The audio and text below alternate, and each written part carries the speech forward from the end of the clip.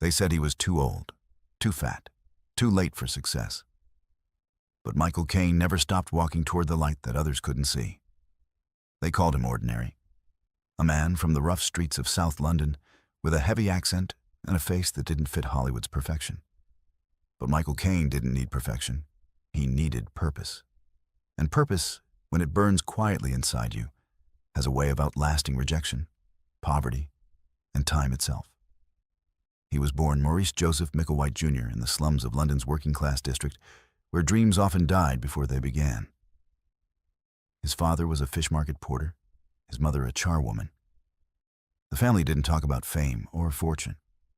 They talked about survival. The cold flats, the rationed meals, the sound of bombs falling during the war. That was his childhood soundtrack. While most people saw hopelessness, Caine saw character. He often said in later years, "I come from the people who built this country. I'm proud of that."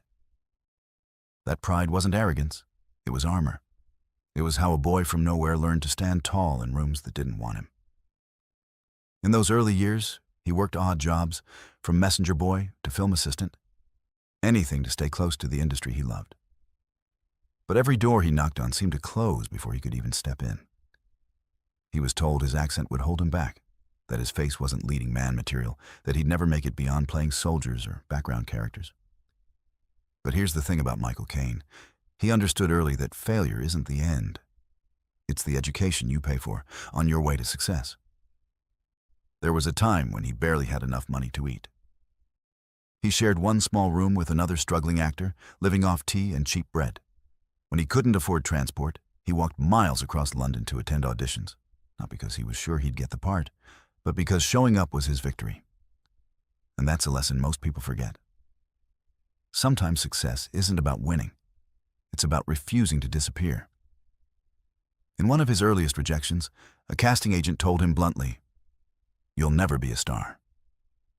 He went home that night, sat on the edge of his bed, and decided, if I can't be a star, I'll be the man they can't ignore. That mindset became his secret weapon. It wasn't luck that made Michael Caine. It was consistency, the willingness to outlast those who quit too soon. He didn't chase fame, he chased improvement. Every no became another layer of grit. Years passed, and small television roles began to appear. He wasn't famous yet, but people noticed his authenticity, the way he didn't act like an actor. He spoke the way real people spoke. He carried his working-class energy into every role, and that was revolutionary in a world that worshipped polished perfection. Then came his breakthrough, the film Zulu, 1964. Originally, he was supposed to play a supporting role. But when another actor dropped out, the director gave Caine a chance. It was the opportunity of a lifetime. And he was ready because he had prepared in silence for years. When Zulu was released, Michael Caine's face was suddenly everywhere. But here's the truth. Fame didn't change him. Poverty had already taught him humility. Rejection had already taught him discipline. He once said, "You can't learn anything from success, but you can learn everything from failure." That quote wasn't rehearsed. It was real. It came from a man who had faced 1,000 closed doors. Even when he became an international name, his struggles didn't vanish. Critics mocked his choices, some films flopped, and there were years when his career seemed to fade. But he refused to disappear. Instead of complaining, he evolved. He learned new skills, took new types of roles, and kept reinventing himself while others waited for opportunities to return. One of his strongest beliefs was simple. Keep working, keep learning, keep moving. It sounds easy, but most people stop when they're tired. Michael Caine didn't. He believed in the power of endurance. He said once that every mistake he made taught him how to survive longer in a business that eats people alive. And that survival instinct made him not just a great actor, but a living symbol of persistence. When he walked onto a film set, people respected him not because he was famous, but because he had earned every line on his face. He taught us that greatness isn't built on perfect opportunities. It's built on imperfect persistence. There's a story he often told in interviews. Once during filming, A young actor asked him how to stay confident when nothing goes right. Caine smiled and said, "Use the difficulty." The young actor looked confused. Caine explained, "Whatever happens, turn it into your advantage. If the door is locked, find a window. If it rains during your scene, let it rain. Make it part of your performance." That phrase, "use the difficulty," became a life philosophy. It means stop wishing for easy paths. Turn obstacles into direction. And isn't that the secret of every success story? Life doesn't hand us perfect conditions.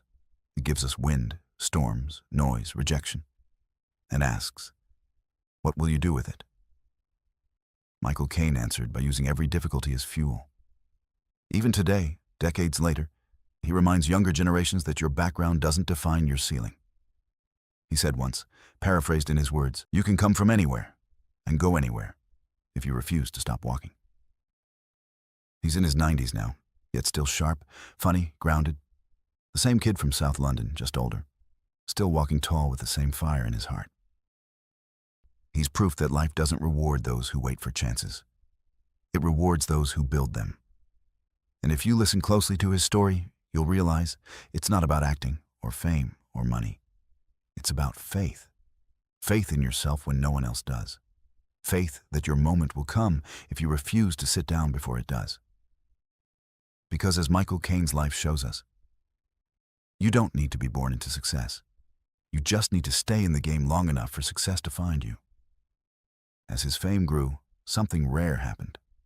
Michael Caine never pretended to be someone else. He stayed grounded in the same London streets that shaped him. Fame didn't erase his accent, it amplified it.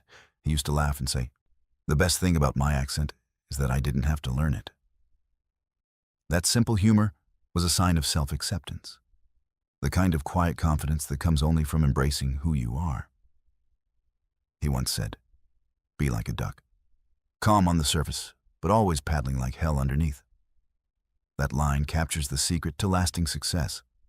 On the outside, keep your grace. Inside, work harder than anyone can see. People often think success is luck or timing, but Michael showed that behind every calm moment, there's unseen struggle. The late nights, the doubts, the constant effort to stay relevant.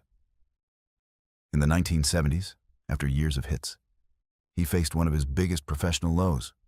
Critics claimed he had lost his spark. The industry moved on to newer faces. For many, that would have been the end. But not for him. He once told a friend, "You're only out of the game when you stop playing." So he didn't stop. He reinvented himself, choosing roles that others turned down, roles that frightened him. Because comfort, he believed, is the slowest form of failure. In an interview years later, he said, "If you stay in your comfort zone, that's where you will fail." He meant that life only expands when you stretch beyond what feels safe. Every risk, every uncomfortable decision is a seed for growth. When you step beyond fear, you discover parts of yourself that you never knew existed. His comeback was proof of that mindset. Roles in educating Rita and Hannah and her sisters earned him not just awards, but renewed respect. And when he won his first Oscar, he accepted it with the same humility that had carried him through years of rejection. He didn't boast. He simply thanked the people who believed in him when he didn't believe in himself. Another quote that defined him: "Use the difficulty." Those 3 words became almost legendary. He explained it this way: if something goes wrong, don't freeze. Use it. Turn it to your advantage. He once told this story on a talk show. During a stage play, a heavy chair got stuck in the doorway during his entrance. Instead of panicking, he stayed in character, turned the chair sideways, and used the struggle as part of the scene. The audience thought it was brilliant improvisation. He said afterward, "That day I learned that every obstacle can become part of your performance." That's life's ultimate metaphor. We can't control what happens, but we can control how we respond. When you use the difficulty, you turn problems into power.